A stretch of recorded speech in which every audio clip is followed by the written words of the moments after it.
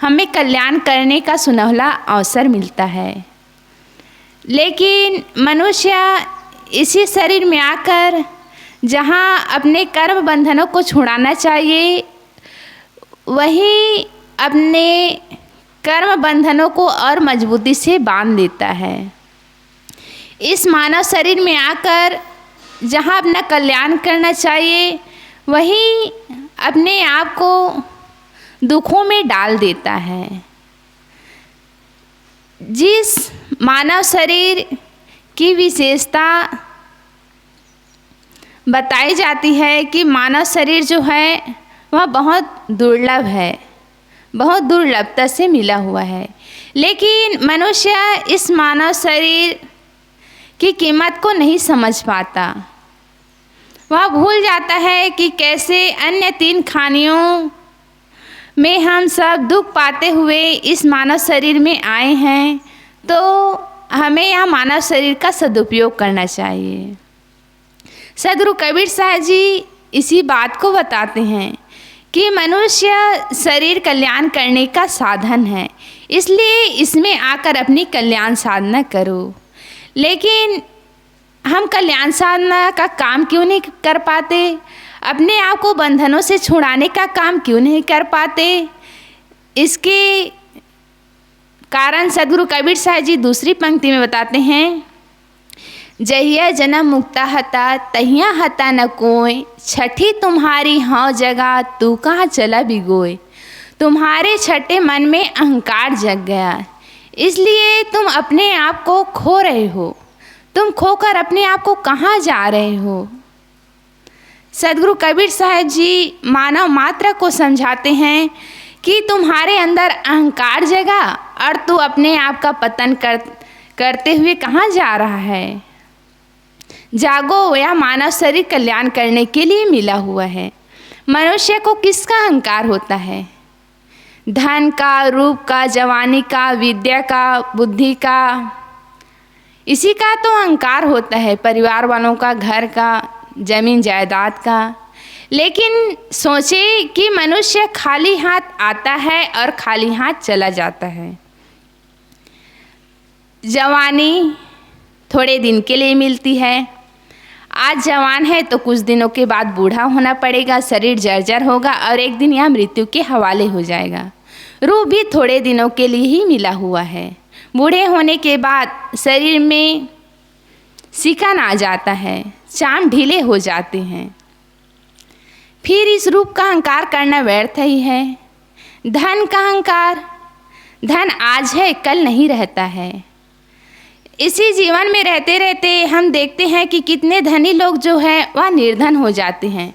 कोई दुर्व्यसन में पड़कर अपने धन को बर्बाद कर देता है, तो कोई किसी तरह से अपने धन की बर्बादी कर देता है। और यदि धन जीवन भर साथ रहे तो भी वह हमें सुख शांति नहीं दे सकता।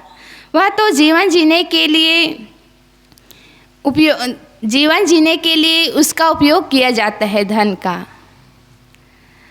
जमीन हमें मिला हुआ है जीवन निर्वाह करने के लिए, और मर जाने के बाद उसी ज़मीन में हमें समा जाना है। 2 व्यक्ति आपस में लड़ाई कर रहे थे, कह रहे थे कि यह ज़मीन मेरा है, यह ज़मीन मेरा है। ऐसे करके 2 भाई लड़ाई कर रहे थे। ज़मीन हंस पड़ी, कहने लगी, बेवकूफ़ों, तुम लोग क्या मेरा मेरा कहते हो? तुम लोग क्या मेरा बैनामा कराओगे? मैंने ही तुम्हारा बैनामा करा रखा है। एक दिन तुम ही मेरे में संभाल जाओगे, फिर तुम मुझे मेरा मेरा क्यों कहते हो? मनुष्य वास्तविकता को ध्यान नहीं देता। जवान मनुष्य अंधा होता है। वह उसके पास जोश तो होता है, उसके पास शक्ति तो होती है, लेकिन होश नहीं होता है। इसलिए वह जवानी के मद में टेढ़ी टेढ़ी बातें करता है और बड़े बुजुर्गों का आदर सम्मान नहीं कर पाता है। और बुढ़ापा जो होता है वह लंगड़ा होता है। उसे होश तो होता है लेकिन जोश नहीं होता है। उसके पास समझ तो होती है लेकिन शक्ति नहीं रह पाती है। तो यह मानव शरीर मिला हुआ है या कल्याण करने के लिए मिला हुआ है, और इसमें कल्याण कब कर सकते हैं? इस जवानी में ही अपना कल्याण कर सकते हैं। लेकिन लोग कहते हैं कि अभी तो जवान है, अभी तो खाने पीने की उम्र है, अभी से हम क्या ध्यान साधना करें, अभी से हम सत्संग में क्यों जाए। लेकिन उन मनुष्यों को विचार करना चाहिए कि 60 के बाद तो सरकार भी रिटायर कर देता है, वो भी सेवा मुक्त कर देते हैं, वे भी उनसे सेवा लेना नहीं चाहते। फिर 60 के बाद कल्याण साधना हम कैसे कर सकते हैं?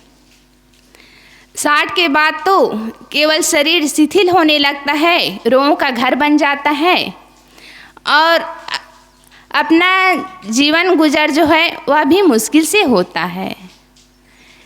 फिर मनुष्य 60 के बाद की बातें क्यों चर्चा करता है? क्योंकि 60 के बाद जिएंगे कि नहीं जिएंगे इसका भी पता नहीं है। आज है, कल यह सांसें रुक जाएगी, यह भी पता नहीं है कि कब ये सांस रुक जाएगी।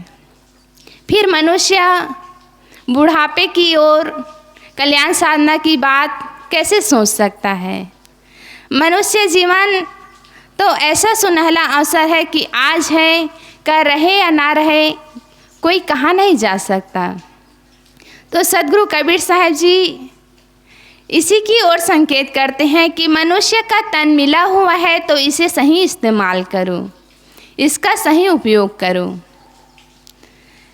जहिया जन्म मुक्ता हता तहिया हता न कोई। लेकिन ये इस मानव शरीर में आकर कोई अपनी कल्याण साधना का काम नहीं करता, बल्कि इसमें अहंकार करता है।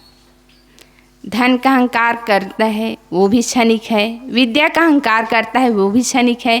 क्योंकि बूढ़ा होने के बाद स्मृति पटल में बातें भूलने लगती है, बातें याद नहीं रह पाती है। मनुष्य जो अहंकार करता है वह झूठा है, इसलिए अहंकार करना बुरी बात है। मनुष्य अहंकार करता है तो उसके अंदर जो भी नम्रता है वह धीरे धीरे घटने लगती है, जो सरलता है वह धीरे धीरे कठोरता में बदलती चली जाती है, लेकिन उसे इसका पता नहीं चलता। इतिहास उठा कर देखें तो जितने भी अहंकार किए वे सब इसी मिट्टी में मिल गए। हम थोड़े से विद्या पा लेते हैं, थोड़ी सी ज़मीन जायदाद हो जाती है, थोड़ा सा परिवार हो जाता है तो अहंकार करने लगते हैं। लेकिन अपने इतिहास को देखिए, रावण, कंस, दुर्योधन, ये सब आज कहाँ हैं? ये सब तो बड़े बड़े नाम हुए, हमसे पहले जो राजे महाराजे हुए वे सब का भी कहीं पता नहीं चलता, केवल किताबों में लिखा मिलता है। तो जीवन की वास्तविकता को समझिए। यह मानव शरीर कल्याण साधना करने के लिए मिला हुआ है। अन्य खानियों में यह शक्ति नहीं है। अन्य खानियों के जो जीव है उसे हम देखते हैं कि वे अपना जीवन गुजर बस करते हैं, खाते हैं और कमाते हैं। यदि यही काम मनुष्य भी करे, खाना और कमाना, तो फिर पशु और मनुष्य में क्या अंतर रहा? मनुष्य के पास विवेक शक्ति मिली हुई है, विचार की शक्ति मिली हुई है, वाणी की शक्ति मिली हुई है, मन की शक्ति मिली हुई है।